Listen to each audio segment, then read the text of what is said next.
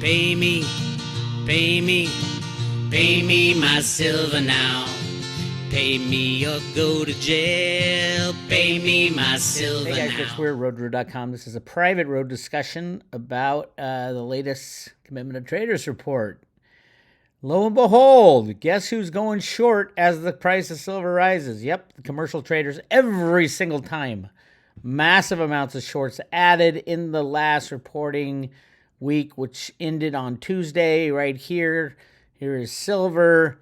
You got huge jumps in the short position taken by the commercials. Commercials being the first two here, the producers and the swap dealers. As far as net, here's 4,000, so about 4,400 contracts. And here it's 50 something contracts, about 10,000 contracts, which is 50 million ounces of silver in a single week, in a week where silver rose quite a bit, which is interesting. So if you look at how much did silver rise during this time frame, let's see, today is the 24th. So it ended on Wednesday morning, Tuesday night, right here. So silver ended at $34.70. It began last Wednesday at right here. So this move right here from $30 to $35, the entire way, the commercials, the big, massive banks, there's a handful of them, about 8 of them make up 50% of all the trades or the positions held. But so that time frame, they had to put 50 million ounces of shorts on just to contain the price from rising from $30 to $35. Had they not done that, what do you think the price of silver would be? 50, 100, $200? That's 100% how the game is played.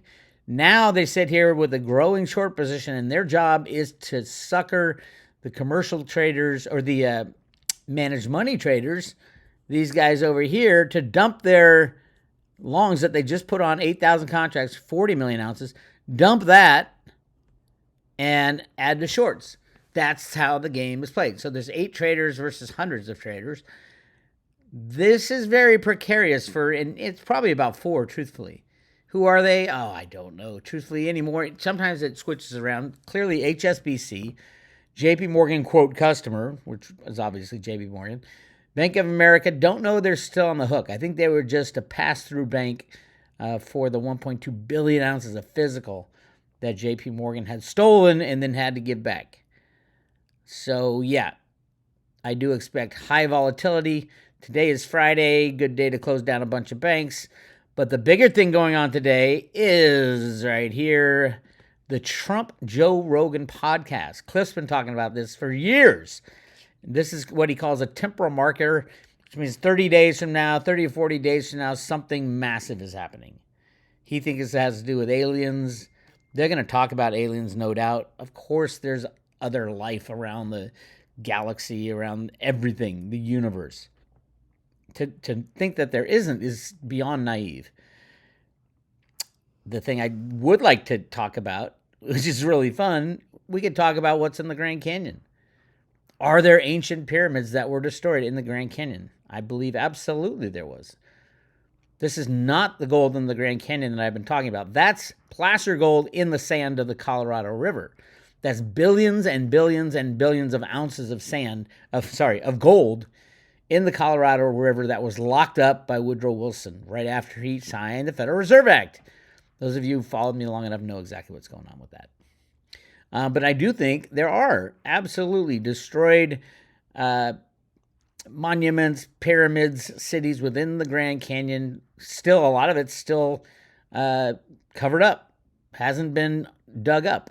We did some remote viewing of massive football field size storage places with massive amounts of gold in them. I think that's there. I don't think the government's found it yet, though. And that's what Dick Allgeier saw as well. And that's, this is stuff that you're not allowed to know about. Graham Hancock is doing a great series on Netflix called Ancient Worlds or something like that. Amazing stuff. And he's not going to say it was built by aliens. What he says is there were entities, human beings, that had much better capacity for building structures that would last the millennium than we have right now. I mean, we can't build those pyramids today. How they do it, 10,000, 15,000 years ago, nobody knows. Doesn't that seem like it's pretty important? Well, there are people that know. For example, G.E. Kincaid found this cave in the Colorado River in the Grand Canyon, and it was the home of the ant people, as they called them, in the Native American tradition. That's where I think it was. It supposedly it could hold up to 50,000 people. This is in like halfway up a cliff of the Grand Canyon along the Colorado River. It has since been looted, and not looted, but part of the remote viewing was they came back. So they found it in 1900s, really early 1900s, 1906, 1907. All the big mucky mucks, the Rothschilds and the presidents went out to the Grand Canyon to see it. And they saw it, and then they removed, I believe, most of the artifacts. In the 1950s and 60s, they had to shut down the Grand Canyon for 2 weeks to get high-lift helicopters in there, right around the confluence of the Colorado River and the Little Colorado River, right near Sipapapu, where is supposedly the emergence of the Native Americans after they went underground, because the ant people built them a shelter as the world was being destroyed by fire. All this stuff, it's based in myth, but it's so much truth should be considered, at least considered. We do see burn marks everywhere at the Younger Dryas period, as Graham Hancock says. It's absolutely true. And whether or not you want to believe it is up to you. We will all be believing more than we believe right now over the next couple months and years. This is the time that Cliff calls Secrets Revealed, which is a very exciting time. And I think a lot of the secrets will be revealed tonight on the Joe Rogan Trump podcast. I bet you they get into aliens. I would be really interested to see if they get into the monetary system, gold and silver, especially silver. And oh, by the way, let's talk about silver. Yes, today, in the last couple of days, they've been holding it down, but to no avail.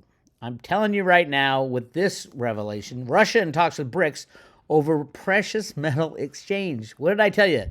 Silver will never be able to go over $50 if it's traded on the COMEX. And I think the COMEX will shut down.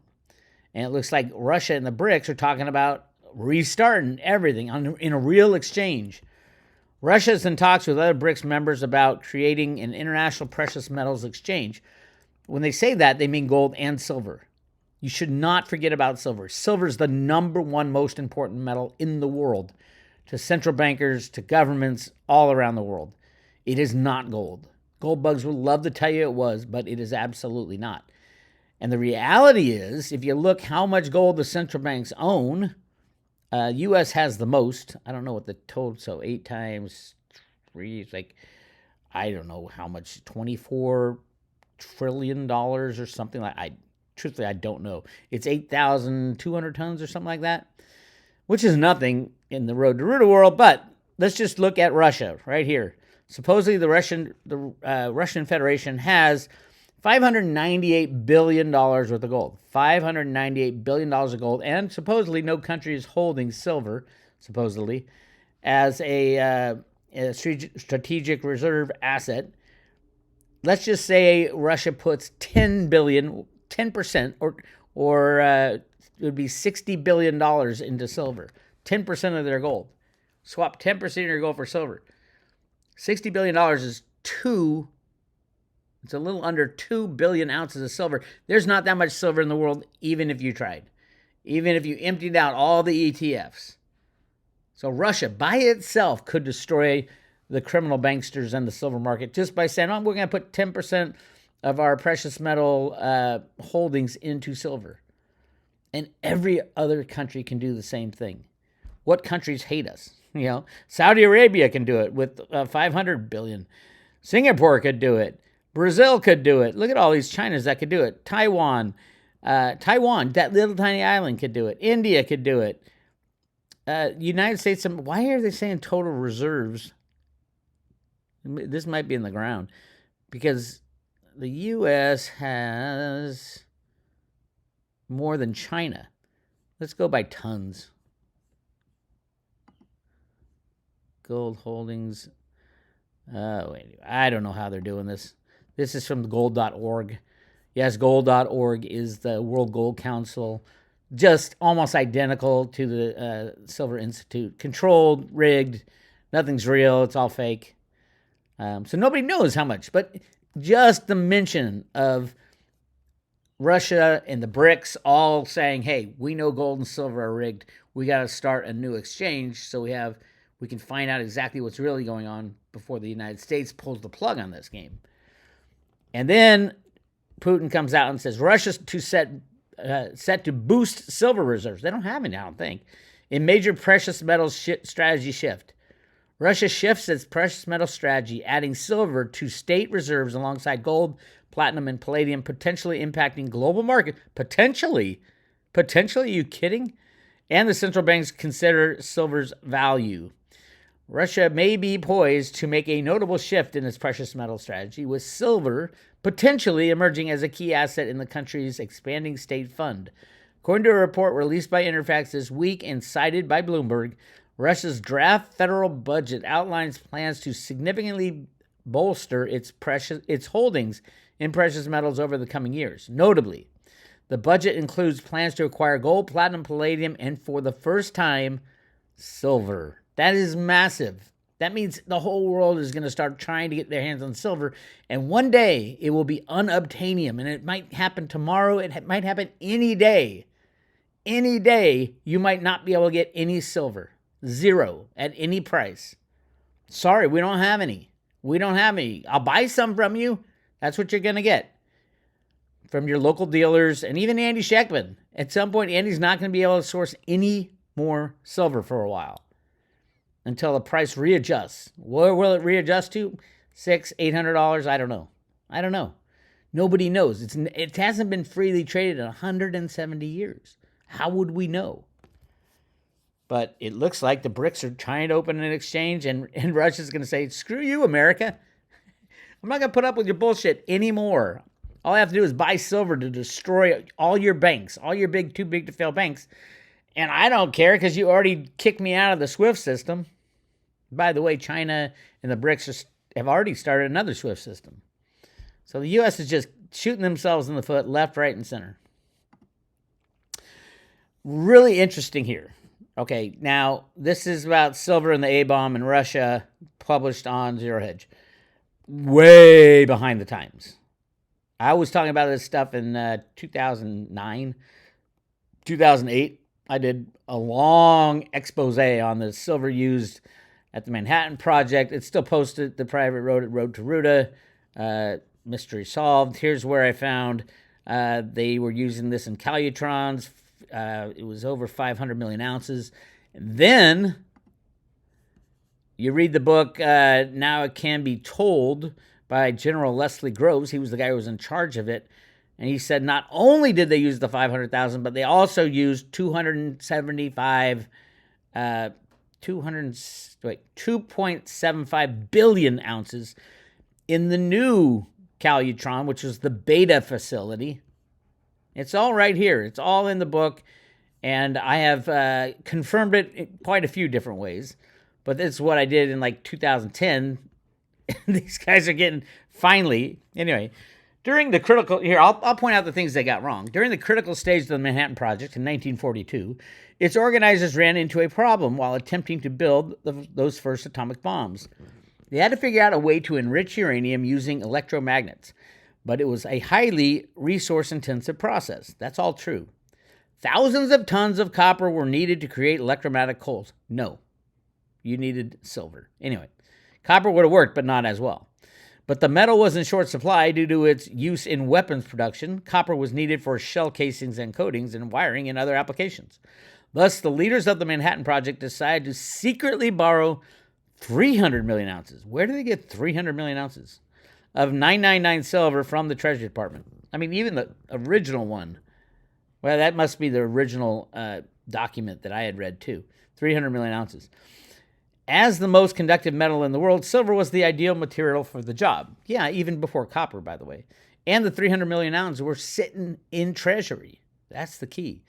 It made a highly efficient wire coils, which created the most powerful magnetic fields needed to separate and enrich uranium. In all, 14,700 tons of U.S. silver was melted down and forged into massive electromagnets. That was the first facility. That was the Y12 facility, and that's the one I found by watching the History Channel, and that's probably what this author found it.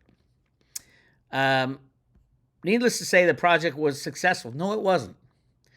The first facility, the Y12 facility, was not successful. First, it didn't do it properly. They had to redo it.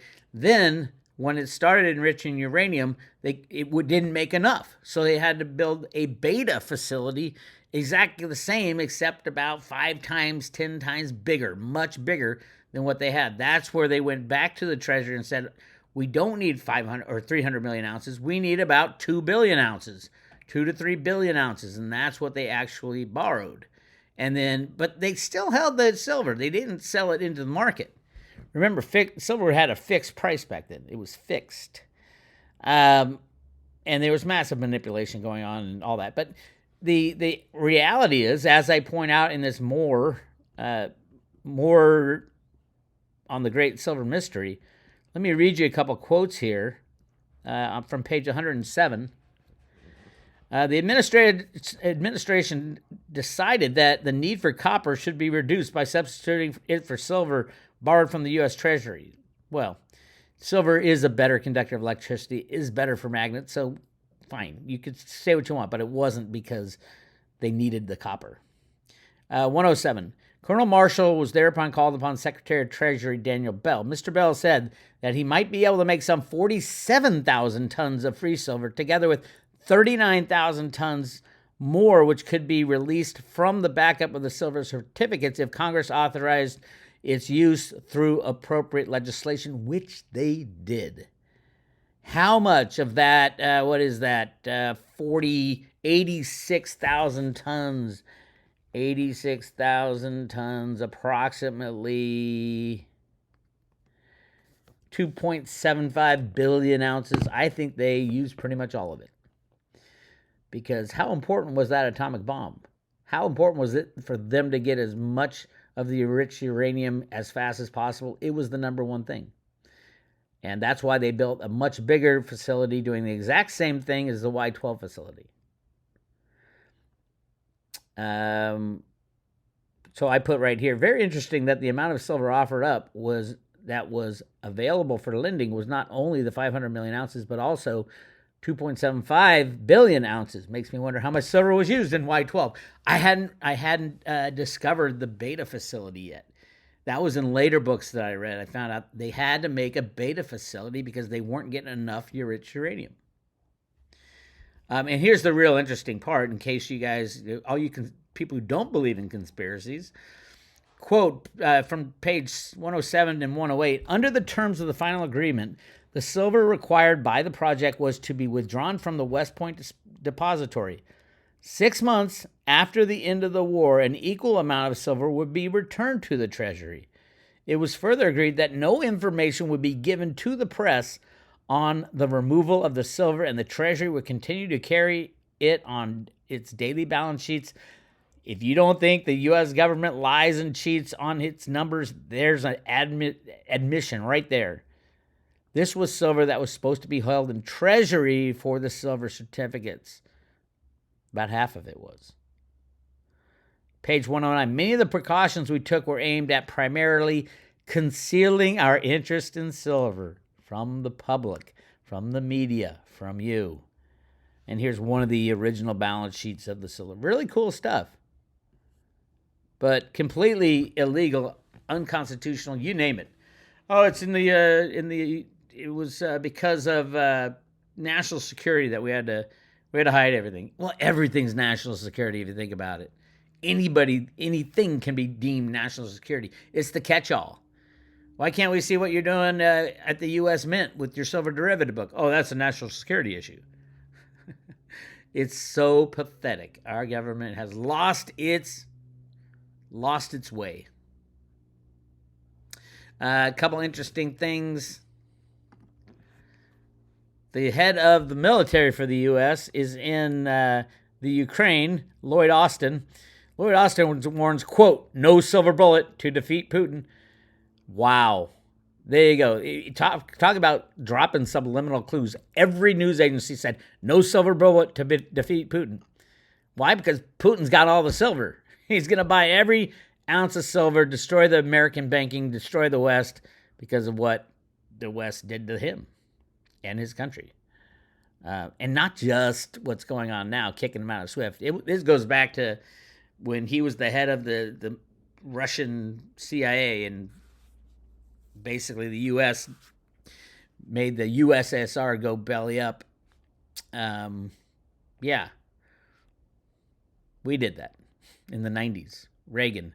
And Alan Greenspan had led that charge. So it was called Operation Hammer, I think, or something to that effect. It had to do with 9/11, too, because those bonds were coming due, gold-backed bonds. I mean, when you go down the rabbit hole, you go deep. And you want to read more on that, go to roadtoruta.com. Click on the blog right here. Wait a minute. Is it the blog? Article index? No. Educational resources. So blog, educational resources. You got a whole bunch of stuff. The Grand Canyon gold articles, Chocolate Mountain, a lot of hidden gold there, 9/11 in gold. But to find out about this, what we did to Russia, go down to, there it is. Collateral damage, U.S. covert operations, and the terrorist attacks on September 11, 2001. There's two other reports that are involved in that, but you can definitely read all about it. And a lot of it has to do with, let's see, the hypothesis of this report: the attacks on September 11th were intended to cover up the clearing of $240 billion in securities covertly created in September 1991 to fund a covert economic war against the Soviet Union, during which unknown Western investors bought up much of the Soviet industry with a focus on oil and gas. Really interesting. You go through this, and this was written by the Office of Naval Intelligence for the U.S. That's the building that was targeted in the Pentagon. The exact part of the Pentagon was where they were doing these investigations. Somehow these investigations went away. And it's got to do with the banking, the CIA. It just goes down the path. What was hit, why they were hit, the history of all this stuff: Cheney, Rumsfeld, Powell, Wolfowitz, Armitage, Condoleezza Rice, the Vulcans, they used to call them, the Black Eagle Trust, Marcos Gold, Yamashita's Gold, Golden Lily Treasure, all this stuff. This is just an amazing paper that nobody talks about, called Collateral Damage, U.S. Covert Operations and Terrorist Attacks on September 11th. It does not say it is written by the Office of Naval Intelligence, but it doesn't say it's written by anybody. It lists one name and nobody knows what the name is, Hansel or something like that at the bottom. But only the investigations into this, into the gold and silver and all that in 9/11, only these guys would know, and they were part of the attack, the Office of Naval Intelligence. So that's where I got. I believe that they did. Only insiders would have this knowledge of what really went down. And it goes back all the way back to the gold that came out of Yamashita's trust to create the Black Eagle Trust and all that stuff. Wild Bill Donovan, Alan Dulles, all these guys who basically ran the secret operations for the black ops, as they call them, around the world. To sometimes it's for the good of the American people, sometimes it's not. Sometimes they do things that we shouldn't hear about, but sometimes they do things for themselves. And what is right and wrong gets all muddied and blurry. So yeah, go to roadtoruler.com, click on the blog, and you'll find all that stuff. Lots of stuff, and use the search function. Anything you want to know about the gold in the Grand Canyon, anything. Let's take a look. Let's just go right there, Grand Canyon. And these are articles written probably before 2000 or 2020, between 2000 and 2020. There's 113 articles on the Grand Canyon, 113. And you can see how my analysis developed over that time. So go check it out. That's what I got for this private road. Yes, get your money out of the bank. You have to get your money out of the bank. You got to get all your assets in your own possession. Last chance to get your ass on some silver. Get some silver as much as you can. If you have gold, you'll do fine, but you won't really get rich. Swap all your gold for silver at 80-1. It's a no-brainer of a lifetime. No-brainer of a lifetime. That's what I got for you. I'll talk to you guys later.